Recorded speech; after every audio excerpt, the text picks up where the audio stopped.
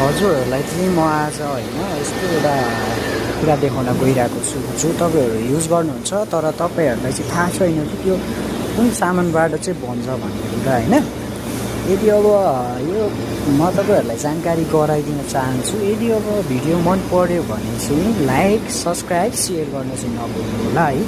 ल हेर्नुहोस् है त मैले के देखाउन गइरहेको छु। यो भयो बाथरुममा युज गर्ने चप्पल है त।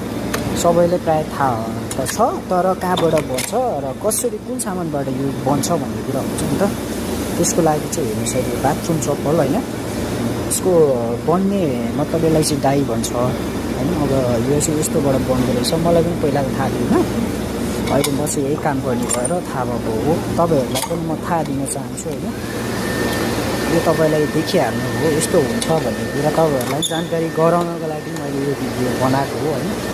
हजुरहरूलाई यस्तै भिडियोहरू चाहिँ चाहिन्छ भने मलाई सब्सक्राइब गर्न चाहिँ नभुल्नु होला होइन। म फेरि लिएर आउनेछु, हजुरहरू हेर्दै गर्नु होला है त।